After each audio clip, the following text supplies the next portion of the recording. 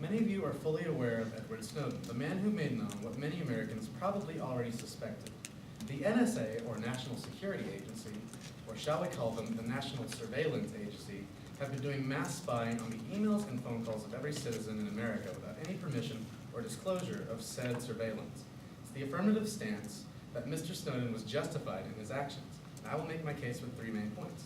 1, Snowden revealed that our government was responsible for grievous and disturbing violations of privacy the public otherwise couldn't have known about. 2, Snowden's actions were done for just, virtuous reasons. And 3, the secret programs that Snowden made known were not effective or important anyway.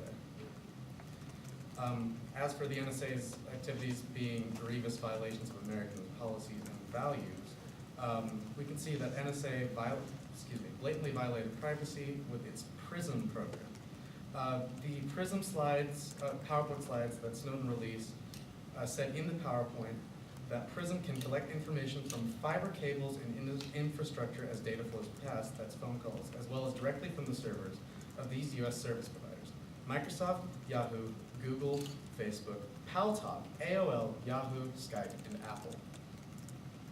That is disturbing that they can just collect so much information without even doing anything against our will. This undermines democratic values stated in the 4th Amendment of the US Constitution. The right of the people to be secure in their persons, houses, papers, and effects against unreasonable searches and seizures shall not be violated, and no warrant shall issue but upon probable cause. The key words in that are secure in their persons, houses, papers, and effects. Why should that be limited to physical belongings? Especially in such a digital and communicative age, privacy is a very important matter. While things like posts on social media sites are one thing, it is another story for our private emails, and especially our phone calls, to be surveyed on such a massive scale. The NSA also blatantly withheld and distorted information to the Supreme Court levels. An 85-page ruling handed down by the Foreign Intelligence Surveillance Court. The NSA was called out for repeatedly misleading the court that oversees its surveillance on domestic soil. And finally, the mass surveillance program is disturbingly similar to those of well-known surveillance states like Russia and China. Russia has the SORM and SORM-2 programs that allow the monitoring of telephone calls and internet communication, respectively. These, somewhat unsurprisingly, directly contradict Article 23 of the Russian Constitution, which states everyone has the right to privacy of correspondence, of telephone conversation, postal, telegraph, and other messages. Limitations of this right shall only be allowed by court decision. Secondly, Snowden's actions were rooted in justice, and he did them in respect to what he believed was his responsibility as American and a human. Snowden is a patriot, as he was in the military briefly and would have been in them longer had he not suffered an accident training that broke his legs. He gave up a life of luxury with 6-figure salary and a house with his girlfriend in Hawaii because he was willing to sacrifice all of that because he can't in good conscience allow the US government to destroy our privacy, as he said in an interview to The Guardian. Not to mention, the people approve of his actions. A survey after a debate on the same topic, the same resolve, showed that 54% agreed with the affirmative and 35% disagreed. The remainder is still undecided in the middle. Finally, the NSA's programs were not effective at stopping terrorism, which they claimed was their purpose anyway. While they claimed information gained through PRISM saw dozens of internal terrorist attacks, there's no concrete evidence. And in October, General Keith Alexander even stepped forward and said that he lied to the court about the 54 terrorist attacks that he claimed PRISM was important for stopping. The information is also relevant and practically unusable anyway, as can be seen. Well, thank you. Ooh, cross-examination. Do I stay here? Yeah. Okay. All right, so is the NSA a government program? Yes. All right, It's headed by Obama. all right. So how people from government come into power, like how they assume those positions of power in government, In the NSA, or just in government in general, actually? the people vote. People vote. All right, cool. And you say that the NSA is violating democratic values. Like what sort? Like, can you name some democratic values that it violates? The right to people to have safety in their own home, the feeling of security, protection. That shouldn't be limited to physical security, I believe. I believe it should be limited, should also include privacy, their security of their knowledge, information that they want to share, they might want to be private. All right, cool. And can you say that the NSA trusts Snowden with all the nation's secrets and stuff? I don't know if I can say that. If the NSA could trust Snowden with their secret. All right, can you define justice? Justice, suppose it's an art of making people feel. Let me think about this for a second. Justice is, it's hard to define. There's so many good definitions, but I believe it's just for the little, like, people to know what's going on, to feel safe, to have equal rights, knowledge of what the people in power of them are doing. It's a difficult question for me, I'm sorry. All right, It's a broad I'm question. sorry. No. And why is the NSA not effective in stopping terrorist threats and stuff? The NSA may be, but the programs they claim were are not because there's evidence that it's not. All right, thank you.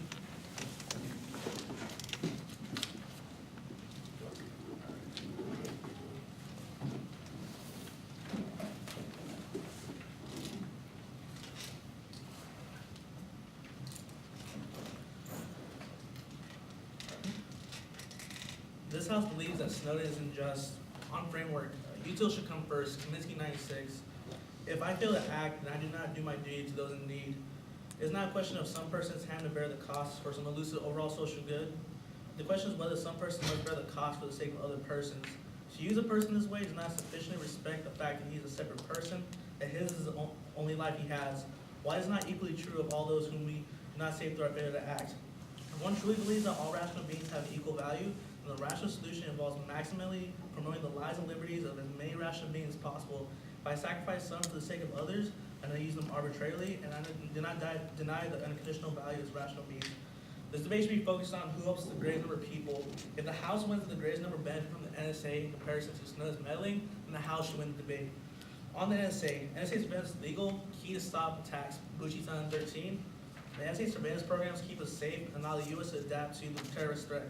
There's a growing body of legal precedent for the NSA program. In 1976, the Supreme Court upheld the third-party doctrine. In 1979, the Supreme Court held in Smith versus Maryland that the government did not need a warrant to obtain phone record information. The information was not constitutionally protected because there was no true expectation of privacy. As a result, metadata collection is not protected under the Fourth Amendment. U.S. law enforcement and intelligence agencies depend on the leaked NSA program to combat homegrown radicalization and to fight the ongoing threat from terrorist threats such as Al-Qaeda. These surveillance programs have helped foil dozens of terrorist attacks.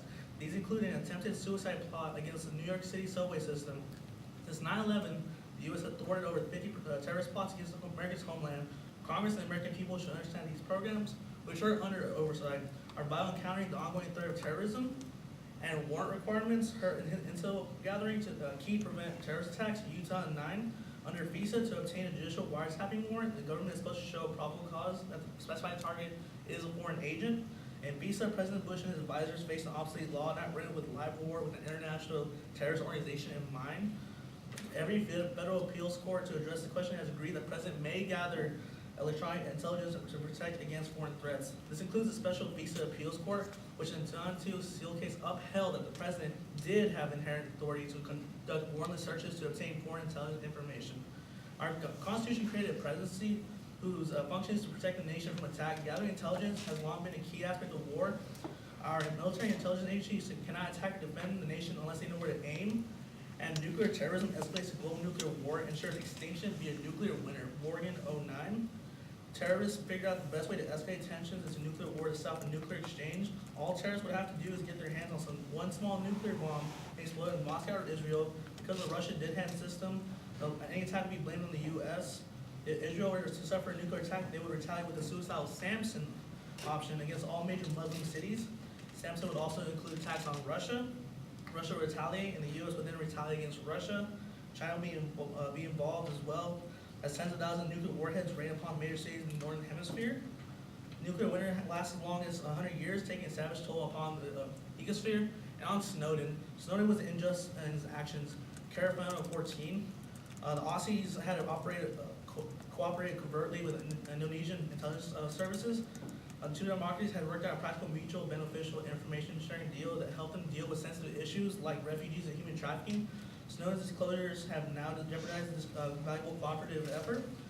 And also, this article continues to state other reasons why Snowden was unjust in the actions. He released information on other countries who are ranked upon, top ranked in the index of freedom in the world. So he released their secrets, and that would help other countries like totalitarian regimes. And also, he betrayed the idea of freedom. All right, so for cross-examination.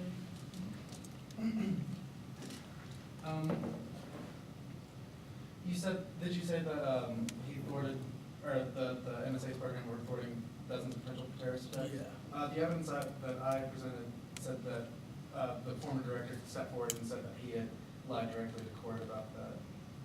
So how did Snowden really damage our intra-national security efforts? Oh, well, our evidence indicates that that is not only combating like the homegrown like terrorist threat and stuff, but terrorist threats abroad. And then I brought in further evidence saying that this is bad because nuclear terrorism leads to nuclear war, which would kill us all. Okay. Did you also say that Snowden's actions were wrong because they were illegal? I did not say that. I said they're wrong because they jeopardize other governments besides the United States. So in this case, I stated Australian government. Okay, then disregard. How did his actions violate freedom? Okay, so basically, we as the people entrust the government to protect us and stuff. The government is an extension of the people. So, we entrusted him to keep the nation's secrets. He released them, therefore he violated freedom. Okay. That's all I have. All right.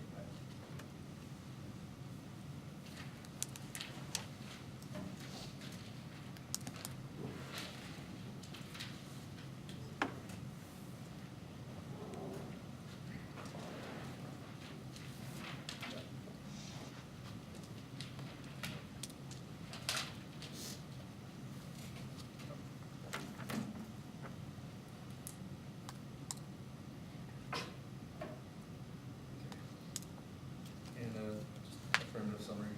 Mm-hmm. Okay.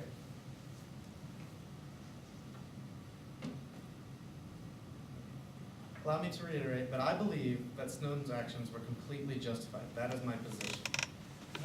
Let me just restate my main facts. People have a right to know about their government surveying them. It is just a gross misconstruement of rights for them to be doing that without permission or without disclosing that information. As I claimed in evidence, his actions did not truly even hurt the country's efforts to stop terrorism. The former director lied so much about the prison program's successes that how can we even really know about the true successes given that particular program, which is, I believe, the main center of this particular debate. Finally, his actions were done with virtuous moral reasons. Why would someone give up a life of luxury like that with 6 figures to go on a constant run from their own government? I believe that Snowden wouldn't do that unless he had his own very moral reasons to do so. Snowden is currently on the run. He is in Russia right now. He's been to China, and I believe a few other places, but he has been on the run from his own government in Russia, of all places. And doesn't that seem just a little bit ironic? To hide in a country known for mass surveillance of its people from one's own government? Excuse me. It would be a large statement to say that the NSA's programs were a sign that America is on its way to becoming a dictatorship and a mass surveillance state where people have no freedom to any of their actions. But who's, as secretive as the government is being about this, who's to say that they aren't hiding any other programs on a much bigger scale like this from us.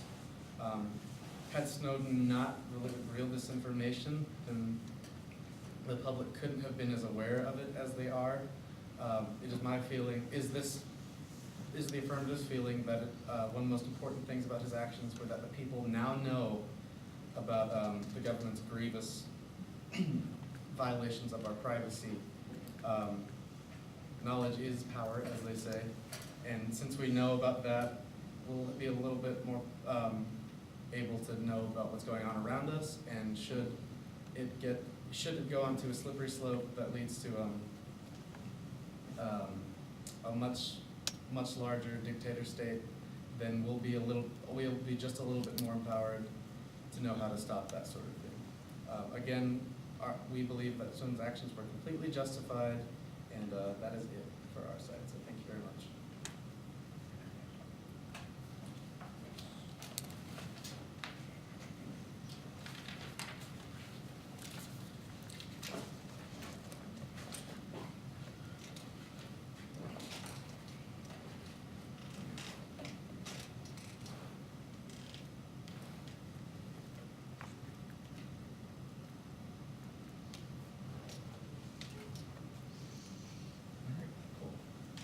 I just want to reiterate that we should be viewing this debate through a utilitarian framework, that is, which side proves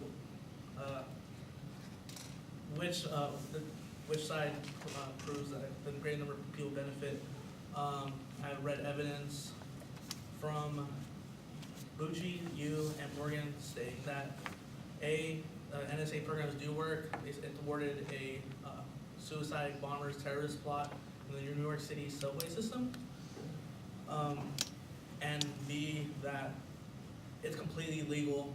There's legal precedents, the third body doctrine, which states that government agencies can collect metadata information, which is the basic information, like who you're calling, how long the phone call lasts, and there's no way, we don't actually delve into like the actual content of the conversations.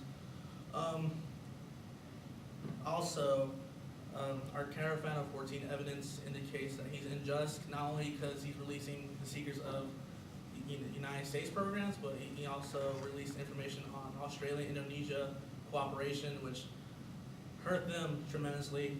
Also, the government entrusted him to safeguard these secrets, and he completely betrayed the trust. The government is an extension of the people, and in doing so, it has hurt the United States population. He says that people need to know. We say that national security should outweigh these personal these liberties, because if not, terrorist plots could possibly lead to global nuclear exchange, which would kill us all. He says that it did not stop terrorist plots.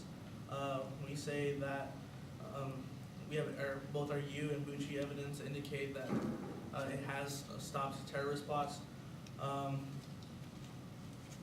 He says that it could eventually lead to a dictatorship. Again, we have legal precedents saying that all of this stuff is illegal in order to help protect the United States government against foreign threats. And yeah, in this round, all I really need to win is that Snowden is unjust in his actions, and through all the evidence and stuff, he proved that Snowden is unjust. He hurt other governments' efforts to combat terrorism, human trafficking, all these bad things in the world. So yeah, that's pretty much it.